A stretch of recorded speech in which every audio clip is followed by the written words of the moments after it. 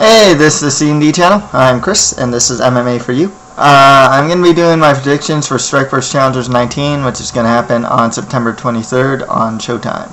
Okay, I'm going to start from the top of the card and go down to the prelims. Okay, and the main event of the night, we have Lorenz, Larkin versus a guy who's going to fight on short notice, Nick Rossborough.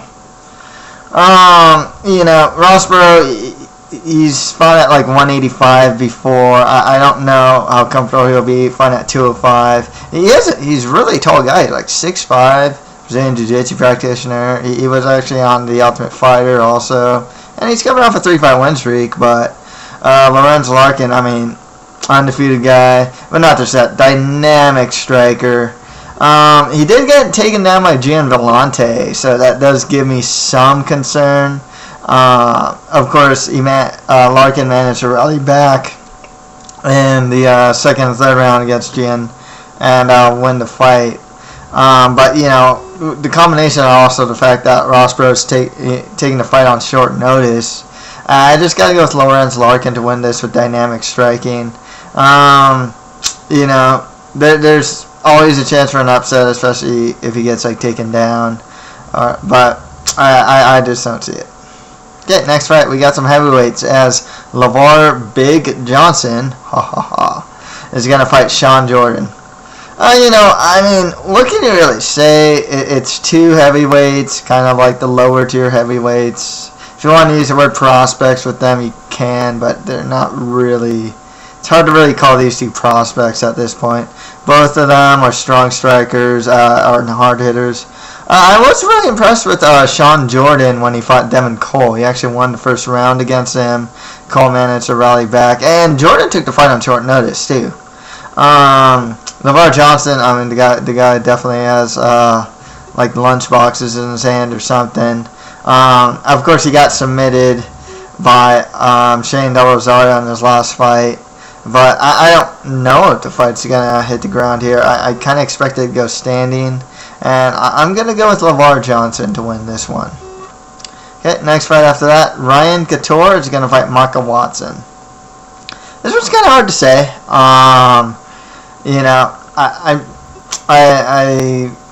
I've read the results of Maka Watson versus Bill Cooper, where Cooper won by rear naked choke. Otherwise, a little disclaimer here, I haven't seen any of Maka's fights, so it's hard for me to say how this fight will go. Both of them being so green, Maka's 4-1 and Ryan Couture's 2-1, losing this last fight against Matt Wright, against Rice House. They're both really strong grapplers. So that's one thing going for them that's really interesting.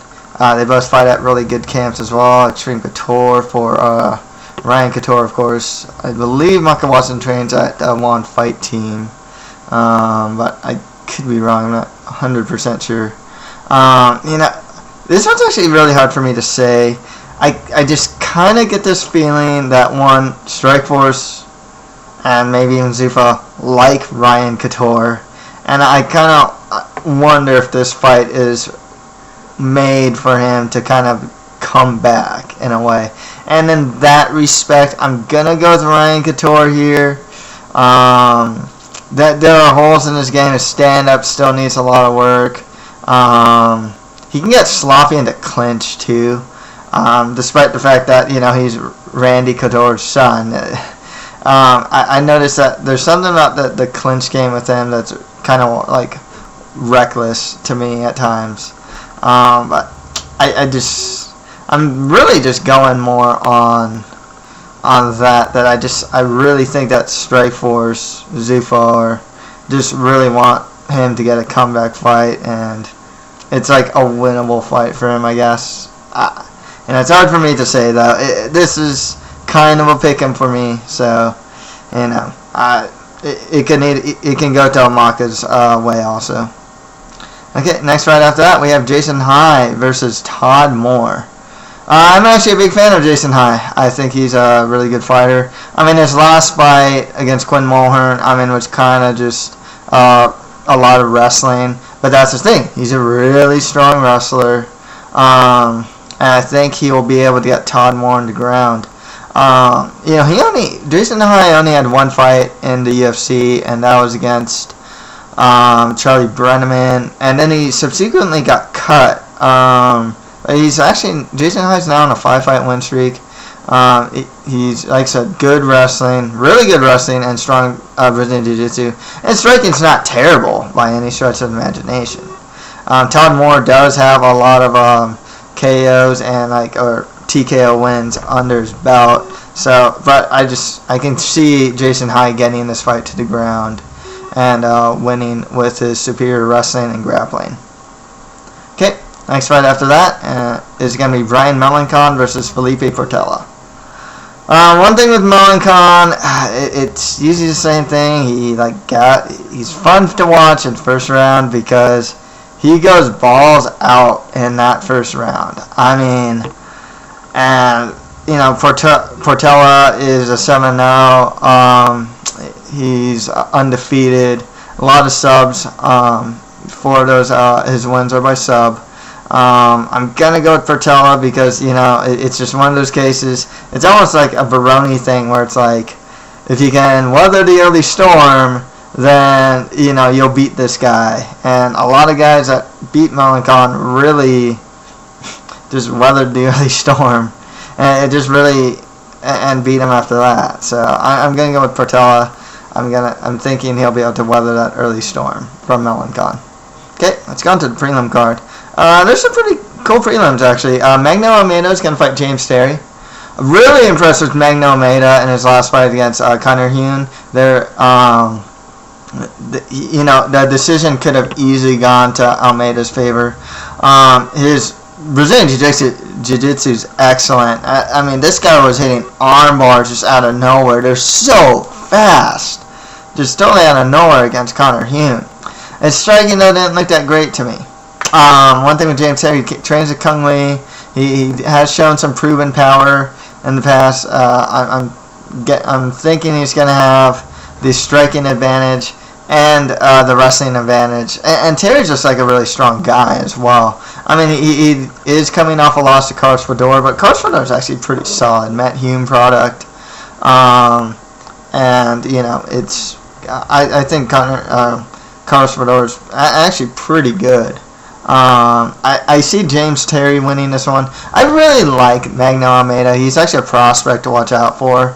The thing is, I just don't know how Almeida will be able to get this fight to the ground. So, and I just think that he won't be able to get this fight to the ground and be able to utilize his Brazilian Jiu-Jitsu. So I'm going to go with James Terry to win this one. Okay, next fight after that, we have Bobby Green versus Shawn Spain. I gotta go with Bobby Green to win this one. I mean, his fighting style, street, it's hood, whatever you want to call it, man. But seriously, though, I mean, he is coming off that loss to Jay-Z Cavalcante, King of the Cage veteran. I've seen so much fights. He's a solid fighter, he's a well-rounded fighter. He has like 7 KOs or TKOs and then like 6 subs. Still pretty young too, actually. Trying Spain, I mean, a 6-6 record. All 6 of his wins are by submission, so I'm sure Spain's game plan is gonna be trying to get the fight to the floor. But I have seen like Bobby Green get submitted by guys like Dan Lozon. He pretty much should have been submitted against Jay-Z by rear naked choke. So the guy's got to protect his neck here, but otherwise, I think he's well-rounded enough to beat Spain. Okay, in the final fight of the night, we got Joe Ray versus Chris Spang. One thing about Chris Spang is he's taking this fight on short notice. He is a 3-0 prospect. Joe Ray, in his last fight, I want to say he fought Nashan Burrell, if I'm not mistaken. His stand-up looked pretty good, and it looks like his ground game has been improving as well. He trains out of American Top Team. I'm just going to go with Joe Ray to win this one. Okay. And that's pretty much it for my Strikeforce Challengers 19 predictions. If you have any comments, just leave them below. And that's it for MMA for you. Thank you very much.